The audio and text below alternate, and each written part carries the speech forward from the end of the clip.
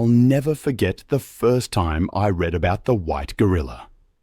The idea that scientists would genetically modify an infant, making its fur as white as snow, simply to sell it as a rare species. It haunted me. It was a deliberate intervention, defying the laws of nature. But what happened one spring morning proved that even science can't explain the power of love and memory. On one of the most beautiful spring mornings, as cherry blossom petals danced in the air, something extraordinary happened.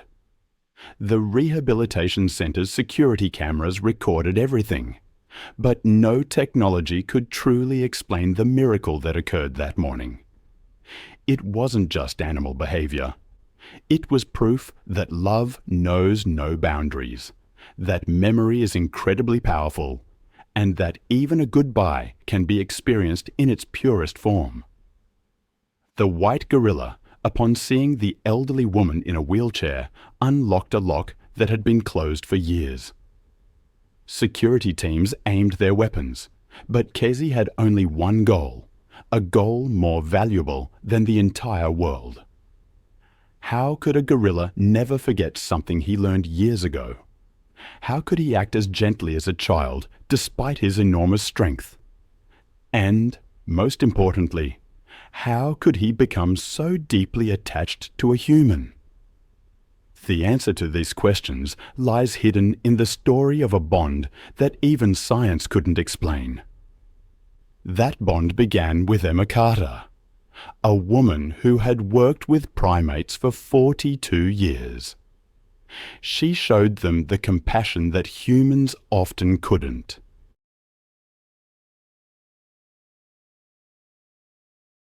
But nothing in her life was as much of a turning point as the raid she made on that laboratory. It was the year 2006, and controversial experiments in genetic engineering were gaining momentum. Emma, a researcher for a private animal rights organization, had been watching a laboratory she had suspected for months. That night, she finally managed to get inside, and what she saw deeply shook her. In a small cage in the middle of the cold, sterile room lay a gorilla infant with fur as white as snow. All the other gorillas in the surrounding cages were dark-colored, natural-looking. But this infant was different, defying the laws of nature with its perfect whiteness. When she looked at the files, she learned the truth. This was one of the first genetically modified gorilla infants. It wasn't albino. This was the result of deliberate intervention. Scientists had tampered with its genetics to display it as a rare species, perhaps even to sell it to wealthy collectors. But right now, that tiny being was living without a mother, without love, only as an experimental object. Emma felt something break in her heart, and at that moment she made a decision. She couldn't leave this infant there. That night, risking her career, her freedom, perhaps even her life, she took Kesi out of there. She named him herself Kesi, meaning hope in an ancient language, because he was hope for Emma. He was proof that humanity could still do good, that love was stronger than science.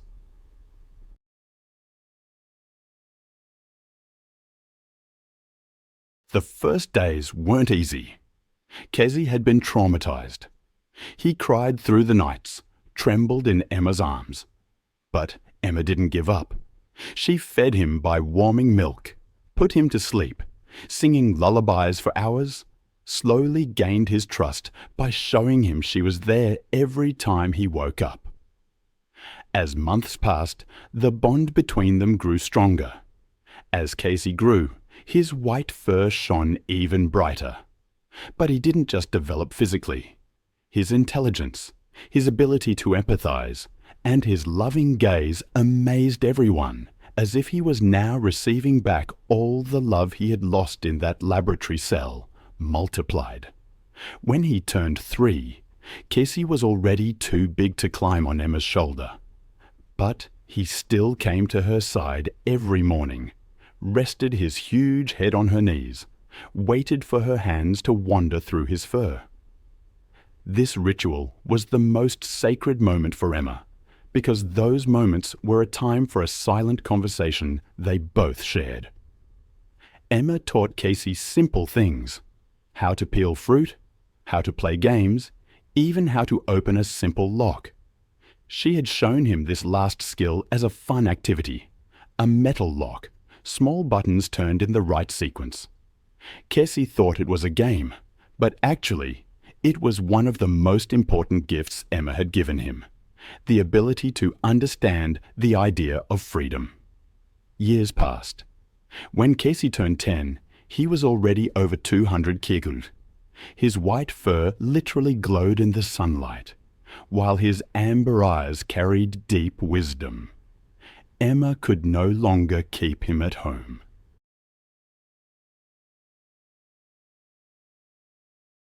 This would be dangerous and wrong, but the solution she found was the best for him. The local rehabilitation centre agreed to accept Kesi. This was a professional facility designed for injured animals in need of protection with large areas. Kesi would be safe there, cared for by experts, and able to move freely in a large area. The day she took him there, Emma felt something tear inside her. Kesi looked at her. There was an understanding in those big eyes, as if he knew, as if he understood that Emma thought this was best for him. And as she left him, Emma stroked his head one last time, whispered in his ear one last time, "I will always love you, Kesi. You're my son." And Kesi touched Emma's face one last time. Those giant fingers touched hers, as if making a promise that he would never forget her. After that day, Emma visited him every week. According to the centre's rules, she couldn't make direct contact, but just watching him from behind the bars was enough. Every time Kesi saw her, he would stand up, place his hands on the bars, and look at her. Such a look that it was as if he was speaking, as if saying, "Mum, you're here. Everything is." Time was merciless, especially toward Emma. When she reached 65, the diagnosis was merciless: amyotrophic lateral sclerosis, motor neuron disease. I can only imagine the feeling of such imprisonment, a sharp mind and deep feelings trapped within a body that was slowly betraying her.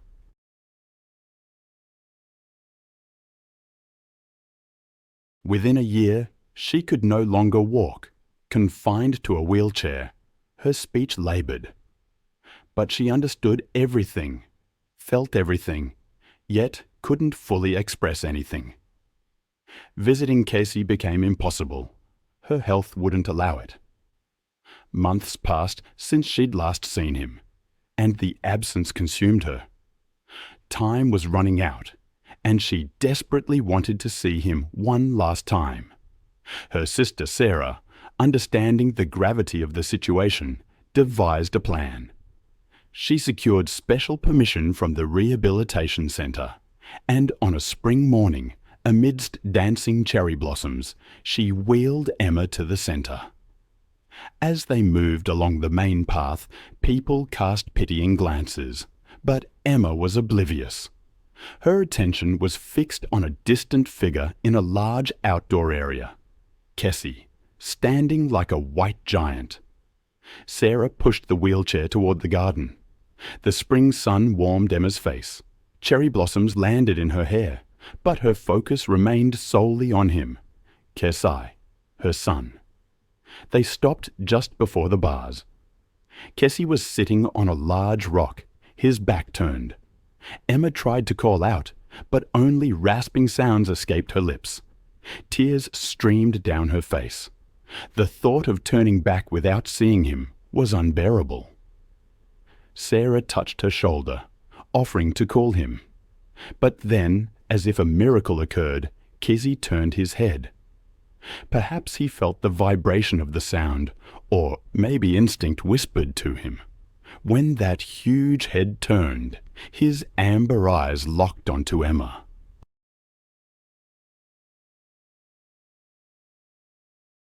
In that moment, the world's noise ceased.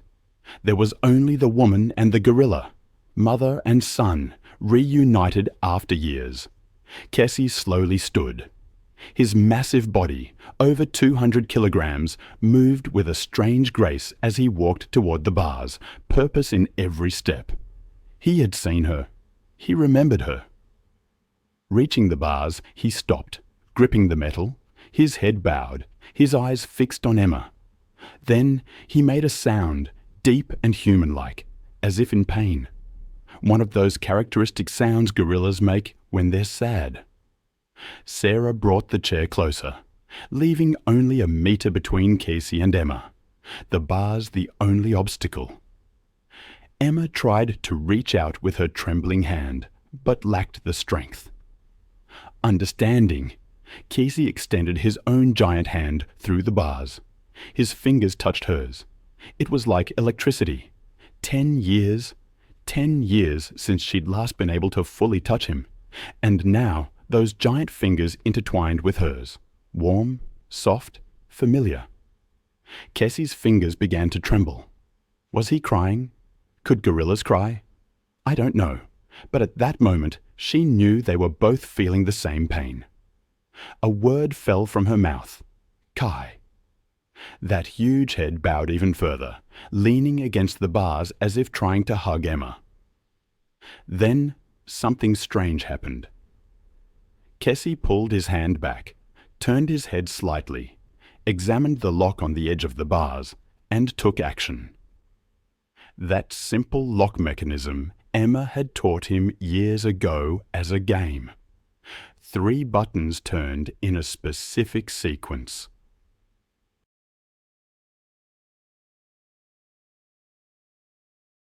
A gorilla, a massive silverback named Kesi, met the eyes of a woman in a wheelchair, and in that moment, something profound passed between them. It was more than just animal instinct. It was the meeting of 2 souls. Sarah, ever watchful, had cautioned everyone to stop. Kesi was face to face with Emma, sunlight haloing his white fur. Slowly, deliberately, he crouched, bringing himself to her level. Then his giant hand reached out, his fingers touching Emma's face with unbelievable gentleness, as if she were a child. He caressed her cheek, removed a cherry blossom petal from her hair, examined it carefully, and placed it on the ground. Finally, he rested his massive head on Emma's knees. The entire world seemed to freeze. Security, visitors, staff, everyone held their breath, understanding that what they were seeing transcended mere animal behavior. It was, in essence, a mother and son's farewell after years of separation. Emma, her hand trembling, reached out and touched Kesi's head, feeling the warm, soft, familiar fur between her fingers. Tears streamed down her face, but they were no longer tears of pain, but of gratitude and thankfulness. Kesi made a soft, almost human-like whimpering sound, the kind gorillas make only in moments of deep emotion, as if whispering, "Mum, you're here. I missed you."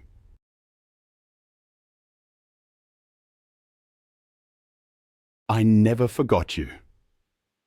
Words, broken and halting, escaped Emma's lips, words born from the depths of her heart. I love you, Kesi. Kesi lifted his head slightly, his amber eyes meeting hers. There were no tears, but there was an understanding, an acceptance, as if he knew her time was limited. His large hand then reached for the armrest of the wheelchair, carefully examining its metal edge. Then he placed his hand on Emma's, their hands joining under the falling cherry blossoms. In that instant, Emma realized Kesi was being incredibly careful, aware of her fragility, wanting to protect her. Minutes stretched on, undisturbed. The security teams lowered their weapons. They recognized it wasn't a threat, but an act of love. Dr. Alan Thompson, the center's director, stepped forward, his eyes filled with tears. "The most extraordinary thing I've ever witnessed," he said, his voice trembling. "This is something even science can't explain." Sarah wept, and other visitors silently shed tears, understanding that this was more than a woman and a gorilla. It was a universal bond, a love between mother and child that transcended species, time, and distance. Kesi slowly lifted his head, looked at Emma one last time, and gently wiped the tears from her eyes with his finger, a gesture so human, so compassionate and protective. Emma longed to express the depth of her feelings, but words seemed inadequate. Yet Kesi understood. He knew everything she wanted to say.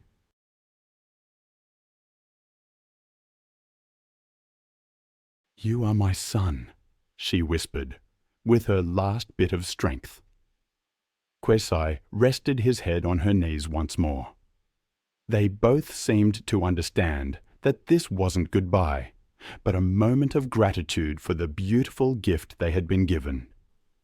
Cherry blossoms continued to fall, pink petals landing on his white fur, the sun glinting off the wheelchair's metal. Everything, for that moment, was perfect. As the hours passed, Kesi remained by Emma's side, reluctant to leave.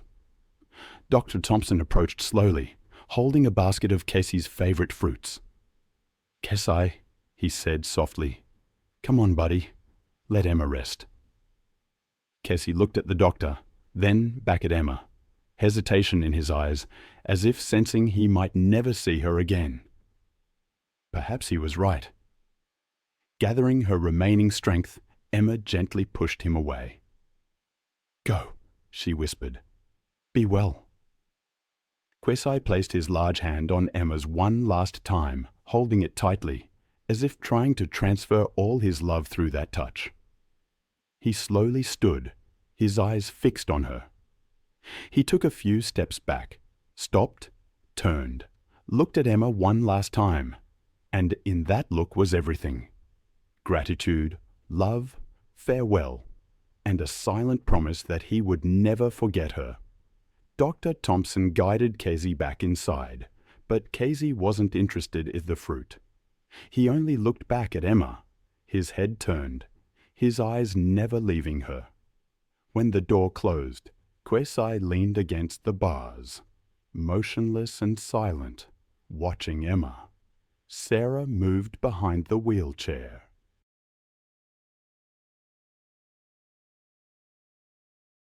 "Should we go?" she asked, her voice trembling. Emma nodded slightly. It was time, but something wasn't breaking inside her. I will never forget the story of Emma and Kesi. It's a story that proves love knows no boundaries, no species, no language. The image of them together, human and gorilla, hand in hand, is something that stays with you. It reminds me of the profound connections we can forge with other beings, connections that run deeper than words. The day Emma had to say farewell to Kesi, it was a real farewell, and they both knew it.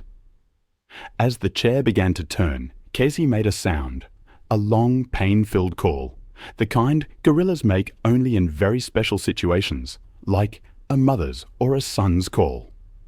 People silently made way as they moved toward the center's exit, still under the influence of that moment. Some were crying, others just looked in shock.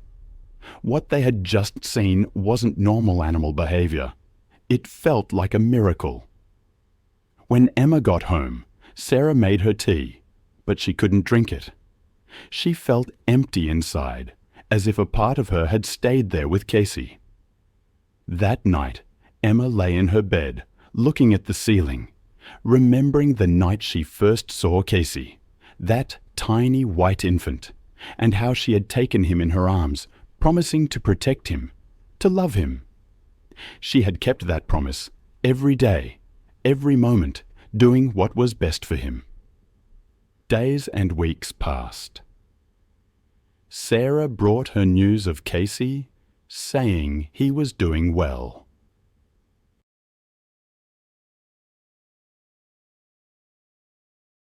He asked Sarah for Emma's favourite shawl, and one morning in the early hours left it in Kesi's area. When Kesi saw the shawl, he froze. He approached, smelled it, and his giant body trembled. He grasped the shawl, brought it to his face, and smelled it for a long, long time. It was Emma's scent, lavender and daisy. He had never forgotten that scent. He gently pressed the shawl to his chest, bowed his head. From that day on, Kesi slept with that shawl every night. In the morning, he would take it with him, protecting it as if it were a treasure. It was Kesi's way of maintaining his connection with Emma. Months passed. Kesi slowly returned to normal, eating, playing, living. But every evening at sunset, he would take that shawl with him and come to the bars.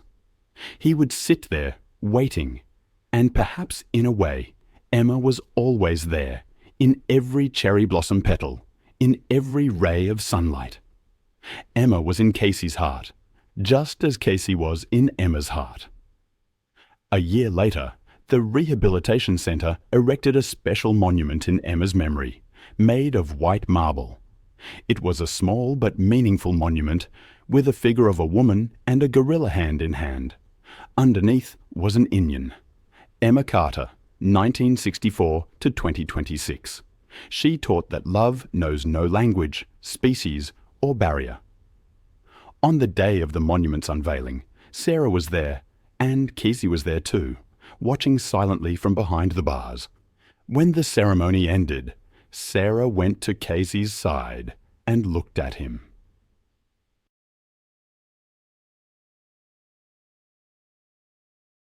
Those amber eyes gave Sarah a sad but grateful look. "You loved my sister very much, didn't you?" Sarah said with tears.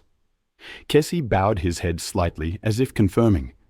"She loved you very much too," said Sarah. "Know that." And Kesi at that moment made a strange sound. Soft, sweet, sad, one of those rare sounds with which gorillas express their deepest feelings. Years passed. Kesi lived a long and happy life. Grey strands appeared among his white fur, but that sparkle in his eyes never disappeared, and he carried Emma's shawl with him until he died. One autumn morning, Kesi peacefully passed away. Veterinarians said his heart had stopped, but caretakers said something else. He finally went to be with Emma. They buried Kesi right next to Emma's monument and wrote on it, "Kesi, 2006 to 2023. He knew what love was, and he never forgot it." That night, the full moon illuminated both graves. Emma and Kesi, mother and son, two souls finally together again. And you could see cherry blossom petals dancing in the wind, even though it wasn't the season, as if Emma and Kesi were somehow still showing their love. I've always been struck by how stories, even ancient ones, can resonate so deeply. The idea of two souls intertwined, their destinies bound together. It's a powerful notion. And when those stories end, as they often do, it leaves a lingering feeling, doesn't it?